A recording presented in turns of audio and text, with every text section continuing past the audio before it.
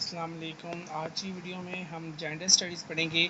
CSS का subject है और चैप्टर नंबर 1 है introduction to gender studies. Gender studies में क्या क्या चीज़ें होती हैं, जेंडर्स के रोल्स क्या क्या हैं, जैसे कि नर्सिंग है या स्पोर्ट्स में हम कह सकते हैं बैट्समैन, बैट्सवुमेन। ये सारी चीज़ें आएंगी। जेंडर डिफरेंसेस, जेंडर को डिफरेंस कैसे कर सकते हैं कि ये मेल है, फीमेल है, ट्रांसजेंडर है, एलजीबीटीज इसमें शामिल हैं। और इंटर या इंट्रा डिफरेंसेस क्या हैं।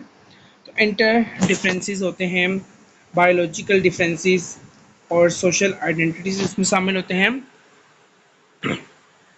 और इंटर डिफरेंसेस की बेस होते हैं क्लास के ऊपर, किस रेस से ताल्लुक़ रखते हैं, सेक्सुअलिटी क्या है, एथनिसिटी क्या है, रिलीजन क्या है, एज क्या है, डिसेबिलिटी क्या है या एबिलिटी टू पावर क्या है, सिटीजनशिप क्या है और नेशनलिटी क्या है।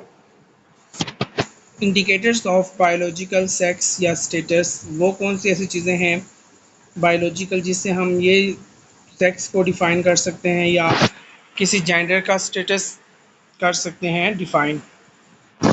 उसमें सबसे पहली चीज़ चेक की जाती है वो क्रोमोसोम्स हैं। एक्स एक्स क्रोमोसोम्स होते हैं वो फीमेल्स में होते हैं, एक्स वाई जो हैं वो मेल में होते हैं और ट्रांसजेंडर में जो होते हैं वो मिक्सचर होता है। जेनिटल्स क्या हैं उन दोनों के, मेल का जेनिटल और फीमेल का जेनिटल। मेल का जेनिटल जो होता है वो डिफरेंट होता है फीमेल के जेनिटल से।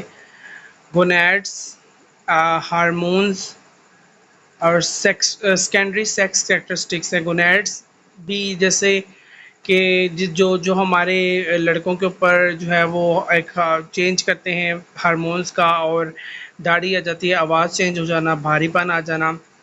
तो ये सारी चीज़ें जो है इसके अंदर शामिल हैं जिससे हम सेक्स को डिफरेंशिएट कर सकते हैं कि ये फीमेल का सेक्स है या मेल का सेक्स है। अब हम देखते हैं कि जेंडर को सोशली कैसे कंस्ट्रक्ट कर सकते हैं।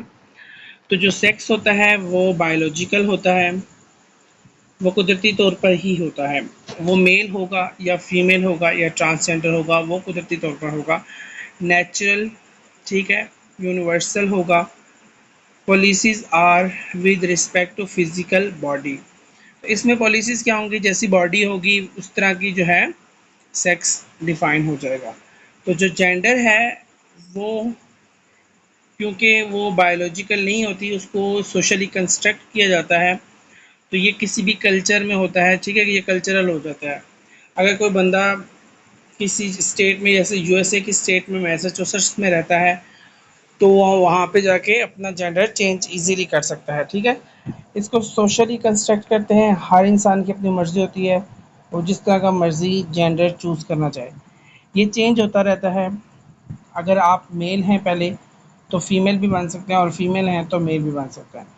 और इसमें जो पॉलिसीज़ होती हैं वो विद रिस्पेक्ट टू स्टीरियोटाइप और ट्रेडिशनल रोल के ऊपर होता है। अब हम पढ़ेंगे difference between gender and women studies.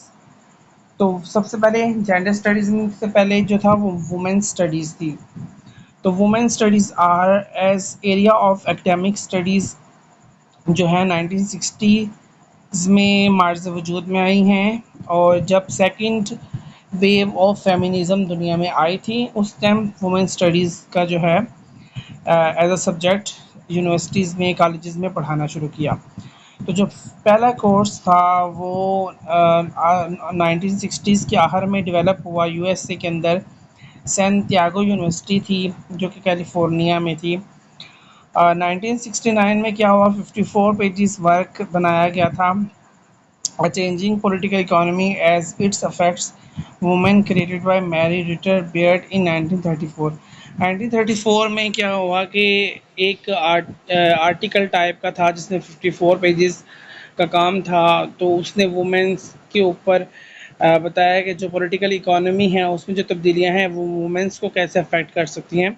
तो बेसिकली वहाँ से वुमेन स्टडी की जो थी वो बेस स्टार्ट होगी।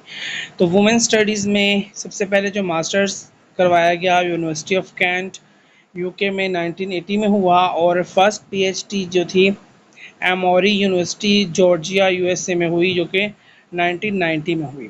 तो इसका पर्पस ये था कि लोगों के अंदर शऊर पैदा किया जाए, रेजिंग कॉन्शियस यानी शऊर पैदा किया जाए। जेंडर स्टीरियोटाइप्स, जेंडर से मुतल्लिक जो स्टीरियोटाइप्स हैं, जो तोहमात हैं, उनको ख़त्म करना और ये एक्सप्लेन करना कि जेंडर्स जो हैं वो बेसिकली डिस्क्रिमिनेट नहीं होनी चाहिए। और इसमें क्या होता है, पर्सनैलिटी ट्रेट्स होते हैं, हर इंसान अपनी पर्सनैलिटी की आदत खुद चूज़ करता है, वो अपना अपीयरेंस खुद चूज़ करता है, वो अपना ऑक्यूपेशन खुद चूज़ करता है, उसका डोमेस्टिक बिहेवियर कैसा है। ये सब कुछ चीज़ें जो हैं ये इंसान के अपने ऊपर हैं। लैंग्वेज इसमें होती थी कि कोई भी सेक्स को कहता था कि वीकर है, जैसे फीमेल के बारे में बहुत बोला जाता है कि ये सिनफ़े आहन है, नाजुक मिजाज की हैं, नाजुक इनके मसल्स हैं। और कुछ मेल जिनके अंदर को कुछ फीमेल वाली करेक्टरिस्टिक्स हों तो उनको भी सॉफ्ट बॉय का वर्ड बोला जाता था। दूसरा ये होता था कि सेक्स ओरिएंटेड लैंग्वेजेस यूज़ की जाती थी, जैसे पोस्टमैन यूज़ किया जाता था, वर्ड स्पोर्ट्समैन। उसके बाद सेकेंडली नर्सरीज जो थे वो बोला जाता था कि वो सिर्फ लड़कियां ही हो सकते हैं, लड़के नहीं हो सकते। अब्यूज़िव लैंग्वेजेस यूज़ की जाती थी और पार्टिकुलरली वुमेंस के लिए अब्यूज़िव लैंग्वेजेस थी। पैट्रियार्ची थी, मेल और डोमिनेंस थी माशरे के अंदर। फेमिनिज़्म फिर आई, फेमिनिस्ट सीरीज़ बनी, साइको एनालिसिस जिसमें थ्योरी है, रेडिकल फेमिनिज़्म थ्योरी है, मार्क्सिस्ट फेमिनिज़्म थ्योरी है, लिबरल फेमिनिज़्म थ्योरी है, पोस्ट कॉलोनियल फेमिनिज़्म थ्योरीज़ हैं। ये सारी थ्योरीज़ हम आगे जाके डिटेल में पढ़ेंगे।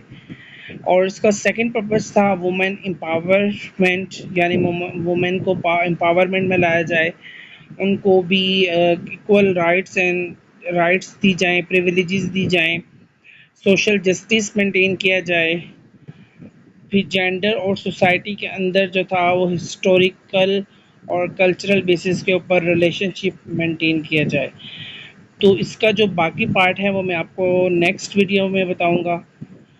तो मैंने आपको डिटेल के साथ चैप्टर नंबर 1 की जो मेन क्रक्स है वो बता दिया है। इसमें इम्पोर्टेंट जो है वो यही होगा कि हम सेक्स और जेंडर में थोड़ा बहुत डिफरेंस आ जाएगा, और वुमेन स्टडीज़ और जेंडर स्टडीज़ क्या होती हैं। तो ये जो सारी चीज़ें हैं ये पेपर में अगर आप लिखेंगे तो आपके अच्छे नंबर आ जाएंगे। सिर्फ ये कि आपको लिखना आना चाहिए। ये मेन चीज़ें हैं, इसको हाईलाइट यहाँ पे किया गया है। तो ये चीज़ें आप अच्छे तरीके से मेंशन कर सकते हैं एग्ज़ाम के अंदर।